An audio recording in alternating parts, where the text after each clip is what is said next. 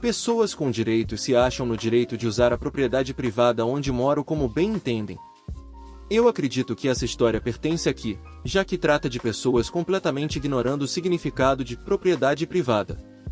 Decidi escrevê-la após um incidente na semana passada, mas isso vem acontecendo há pelo menos 12 anos. Vou começar com um pouco de contexto para explicar por que a situação se tornou tão enfurecedora até agora, então já aviso que vai ser longo.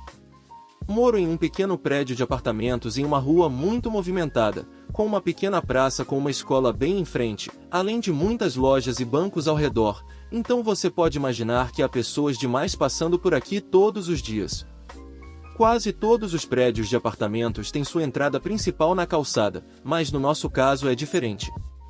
Para chegar à entrada do prédio, você entra em um caminho curto e estreito, alguns passos de comprimento, que tem uma escada para o porão do lado esquerdo e alguns degraus subindo à direita, então você sobe os degraus e há um pequeno espaço aberto com a porta do prédio. Este caminho é obviamente parte da propriedade privada que vem com o prédio, e é óbvio pelo fato de estar entre o prédio e o pedaço de terra adjacente e não fazer parte da calçada pública. No entanto, isso não impediu as pessoas de usarem esse espaço aberto como bem entendem, como se fossem donas de tudo aqui e pudessem fazer o que quiserem. A questão é que todos os moradores aqui também são proprietários dos respectivos apartamentos em que moram, assim como o apartamento em que moro é de propriedade da minha família, e vivem aqui há pelo menos 17 anos. Então você pode imaginar que agora estão todos cansados dessa situação porque é a propriedade deles de fato. A ocorrência mais comum era as pessoas usarem a escada da esquerda, aquela que leva ao porão, como seu banheiro pessoal. Literalmente, eles apenas davam um pequeno desvio da calçada para nossa propriedade privada, desciam as escadas e faziam suas necessidades. Até alguns anos atrás, quando instalamos portões de metal para bloquear o acesso ao porão, isso era quase um evento diário. Quero dizer, há uma pizzaria bem em frente, uma cafeteria ao lado da entrada do caminho e algumas outras cafeterias ao redor da área, mas imagino que as pessoas preferiam o nosso porão porque era de graça. Eu ouvi histórias da minha mãe que costumava estar presente quando pedestres aleatórios pensavam em usar o nosso porão, e ela me contava como os repreendia. Eu só me deparei com uma pessoa, um homem idoso, enquanto ele fazia suas necessidades e o repreendi, dizendo: "Você já me viu ir à sua casa para urinar? O que te dá o direito de fazer isso na minha casa?" E quando ele respondeu: "Eu tenho uma condição que requer que eu visite o banheiro frequentemente", eu disse: "Se você precisa de um banheiro, há tantos lugares por aqui que realmente tem um, e se você precisa de um de graça, então vá urinar na sua própria porta. Caso contrário, não se dê ao trabalho de sair de casa."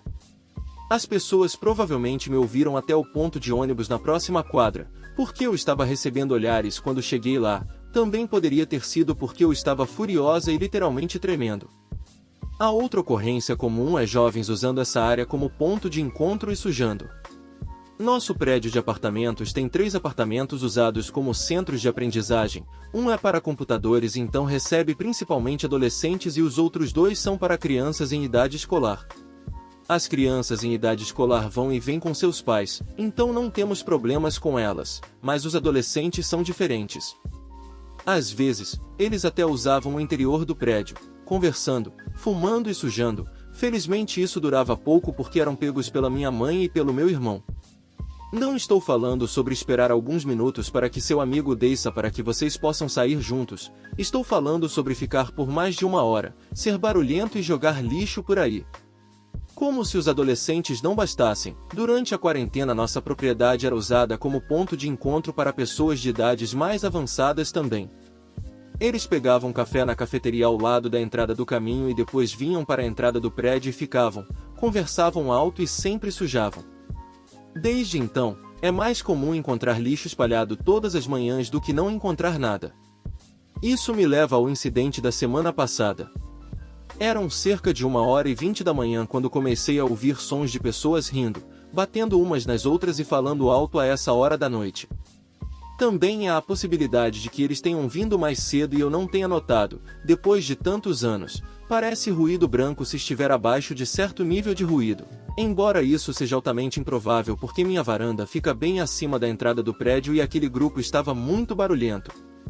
Moro no terceiro andar. Minhas portas da varanda que oferecem um isolamento acústico razoável estavam fechadas, e aquelas pessoas ainda pareciam estar ao lado. Não é como se eu estivesse tentando dormir e eles estivessem perturbando o silêncio, eu só estava incomodado porque era muito tarde da noite e eles não tinham negócios para estar ali em primeiro lugar. Então, depois de esperar 20 minutos para ver se eles sairiam, e ouvindo que não tinham saído, eu saí na varanda para observar e ver se precisaria intervir.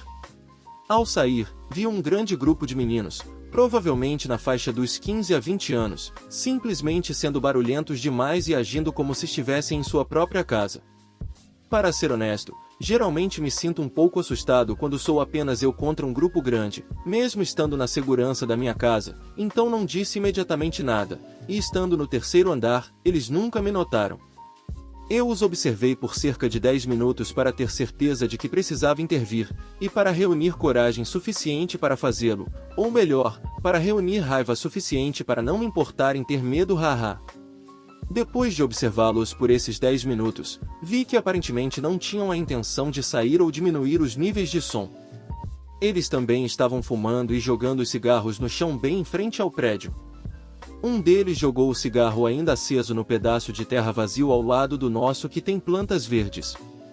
Nesse ponto, eu estava furioso. Já chega, não precisamos de um incêndio em cima de tudo, então eu estava esperando um gatilho para me irritar. Foi quando vi um dos meninos, que tinha saído alguns minutos antes, voltar com um lanche. A cafeteria na entrada do caminho está aberta 24 horas, rasgar um pedaço da embalagem, jogá-lo no chão, tirar o lanche e jogar o restante da embalagem no chão. Foi quando perdi a cabeça e de repente gritei, no meio da noite quando nenhum deles esperava ouvir uma voz: é assim que você joga lixo em sua própria casa. Juro, a expressão de choque leve terror quando ele olhou para cima valeu tanto a pena. Ele gaguejou: não, eu vou jogar fora, juro. Eu não tinha mais paciência, então disse: você pega e joga no lixo agora mesmo. Informação: o lixo está bem na entrada do caminho, literalmente a poucos passos de onde ele estava, e todos vocês levantem e saiam daqui. Se quiserem se reunir, a praça do outro lado da rua é um lugar bom. Um deles tentou me dar uma atitude, dizendo: o quê? Você vai chamar a polícia? Eu disse: temos todo o direito de fazê-lo, isto é propriedade privada. Vá para a propriedade pública, ou se você tiver coragem, vá para suas próprias casas para ser tão barulhento e jogar cigarros e lixo por aí. Eles se levantaram lentamente e começaram a descer os degraus para sair da propriedade. O que deu a atitude tentou fazer uma piada: é nosso direito de cidadão estar aqui, e eu disse: apenas em propriedade pública. Saia daqui, boa viagem.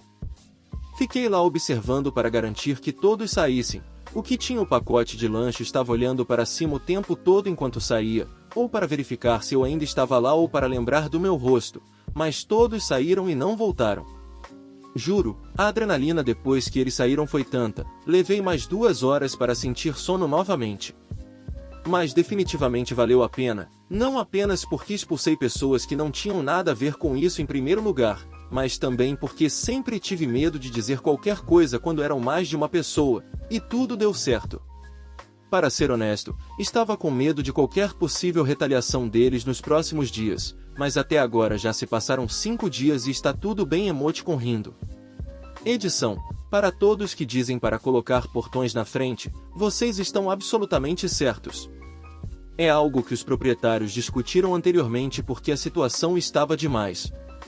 No entanto, o custo era alto, os proprietários eram poucos, e ainda havia 1 ou 2 que não queriam pagar a parte deles, o que significa que o custo era ainda maior para aqueles que queriam. Foi por isso que optamos por pelo menos bloquear o acesso ao porão por razões sanitárias, e esperamos eventualmente chegar a um acordo para um portão na frente. Até lá, só podemos ficar de olhos abertos. Comentário: e apesar da extensão extrema do post, há muita informação desnecessária lá, eu realmente não entendo de onde esses caras vieram. Eles eram alunos da escola? Ou conseguiram passar pelos portões? Se eles realmente estão invadindo, então simplesmente chame a polícia. Por que se preocupar em perder tempo interagindo com eles? Obtenha portões e ou sinais melhores indicando que é propriedade privada. Entenda que, ao viver em um prédio misto comercial, residencial, As pessoas vão invadir. Você realmente disse a saiam daqui e boa viagem? Resumo, eles não estão se achando no direito, estão invadindo. Chame a polícia na próxima vez. Resposta do OP. A informação era para tentar dar uma geografia da área onde tudo isso estava acontecendo, o período de tempo ao longo do qual essas coisas têm acontecido, bem como os tipos de comportamento que encontramos, e como as pessoas acreditariam que, só porque podiam entrar, tinham o direito de fazer o que quisessem. É por isso que achei adequado estar aqui, de acordo com a descrição da comunidade. Queríamos instalar portões na frente, mas com as escolas e um par de proprietários que não queriam pagar, e o custo sendo muito alto para os poucos restantes cobrirem sozinhos, não houve acordo e nenhum portão foi instalado.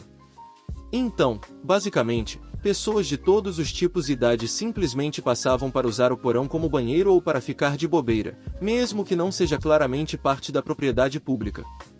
É como entrar na garagem de alguém, mesmo sem portões ainda é propriedade privada. Quanto aos outros pontos, a polícia não é tão rápida para responder a algo assim, se responderem. Talvez eles fossem mais rápidos se os invasores estivessem causando danos graves ou algo assim. É sempre um último recurso, apenas quando tudo mais falha. Claro que as pessoas entrarão durante o dia quando as escolas estiverem abertas. É por isso que nunca dizemos nada durante o dia, exceto quando vinham para nosso andar, que não tinha escola e nenhum negócio para os alunos. Mas quando é 1h20 da manhã, não há escola aberta no prédio e ninguém deveria estar lá além dos moradores, assim como eu não teria nada a ver entrando no prédio onde aqueles caras moram a 1h20 da manhã e sendo tão barulhento enquanto fazem bagunça. Tive minha esposa servida para o divórcio desde que ela se aliou à sua mãe que rouba chaves e se acha no direito. Só porque achei a ideia engraçada, estarei me referindo à minha esposa como Amadinha muitas vezes a partir de agora. Também sei que parece que estou postando muito rápido. Mas lembre-se que isso começou há cerca de 10 dias, e não perdi tempo em iniciar o divórcio. Também peço desculpas pelo comprimento deste post, pois não consegui resumir. Realmente não demorou muito para eu encontrar e contratar um advogado de divórcio. E ela é durona. Sim, minha advogada é uma mulher. E ela parece ser muito boa no que faz. Ela me perguntou algumas vezes se eu realmente queria fazer isso. Mas depois que expliquei toda a minha história para ela e mostrei algumas evidências, ela concordou comigo quando eu disse que queria começar o mais rápido possível. Então ela colocou as coisas em movimento. Ah, esse divórcio vai me custar caro. Mas eu não me importo. Vou reconstruir minhas economias mais tarde como um homem livre. Nem mesmo queria alugar a casa em que estou morando atualmente. A Amadinha insistiu nisso. Eu teria ficado feliz em continuar no nosso antigo apartamento que costumávamos dividir até que pudéssemos realmente comprar uma casa juntos. Mas isso obviamente nunca vai acontecer. Vou pagar muito menos por um apartamento quando nos separarmos. Antes de voltar para casa, Amadinha passou algum tempo em um motel barato quando tirou sua mãe da cadeia. E até ameaçou chamar a polícia quando fui vê-la lá. Troquei as fechaduras com permissão do meu senhorio enquanto Amadinha ainda estava fora e mandei uma mensagem dizendo que tinha feito isso. Mas acho que ela não se deu ao trabalho de olhar, já que nunca respondeu. Então, ao voltar para casa, ela acabou batendo na porta e gritando para que a deixasse entrar. Apenas a observei pela câmera da campainha e a deixei continuar por um tempo antes de ela finalmente pegar o telefone para me ligar. Eu já estava voltando para casa depois de jantar com meu melhor amigo quando ela ligou, e apontei a mensagem que ela não tinha se dado ao trabalho de ler. Quando cheguei em casa para deixá-la entrar, ela estava com as bochechas inchadas, olhos lacrimejantes e vermelha com um pouco de cara de bunda de gato. Eu tinha uma nova chave pronta para ela e disse que, se ela desse uma cópia para sua mãe novamente, eu notificaria nosso senhorio, pois eles já estavam muito bravos por ela ter dado uma chave para a mãe dela começar. Não sei o que o senhorio poderia ter feito. Mas foi o suficiente para fazer a Amadinha cumprir por enquanto. Além disso, eu não vou morar aqui por muito mais tempo de qualquer maneira. Minha sogra ainda acredita que não fez absolutamente nada de errado e se faz de vítima para a Amadinha sempre que pode. Ela não está mais autorizada a vir aqui, por motivos óbvios. E fui chamado repetidamente de monstro por ela e por Amadinha. Nunca estive mais feliz por minha sogra não ter amigos, porque então ela estaria contando a todos sua versão confusa da história para me pintar como um vilão, eu só sei disso. Ela foi informada sobre o valor aproximado da minha coleção de chaves e que tipo de acusações de crime ela poderia enfrentar. embora minha coleção tenha sido devolvida intacta. Então ela pode ter as acusações reduzidas. Gostaria de esperar que ela recebesse uma punição decente pelo menos.